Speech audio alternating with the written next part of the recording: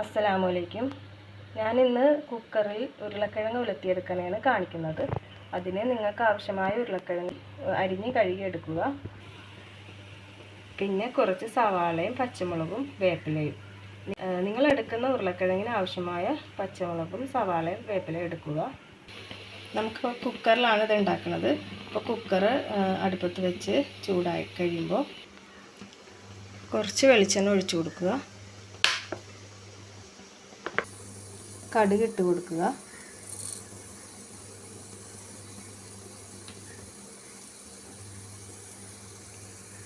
കടുക് പൊട്ടി വരുമ്പോൾ തന്നെ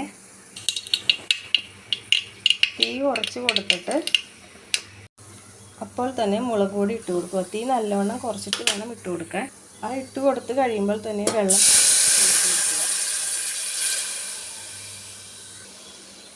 ആവശ്യത്തിന് ഉപ്പ് ഇട്ട് കൊടുക്കുക. എന്നിട്ട് അതിലേക്ക് ഉരുളക്കിഴങ്ങ് കഴുകി വെച്ചത് ഇട്ട് കൊടുക്കുക.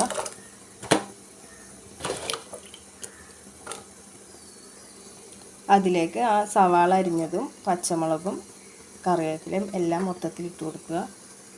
സവാള വഴറ്റിയൊന്നും വേണ്ട, നമുക്കിത് മൊത്തം എല്ലാം കൂടി മിക്സ് ചെയ്ത് ഇട്ട് കൊടുത്താൽ മതി. ഉപ്പൊക്കെ ഉണ്ടോ നോക്കിയിട്ട് കുക്കർ അടച്ച് ഒരു 4 വിസിൽ കേൾപ്പിക്കുക. അപ്പം 4 വിസിൽ പോയതിന് ശേഷം നമുക്കൊന്ന് കുക്കർ തുറന്ന് നോക്കാം.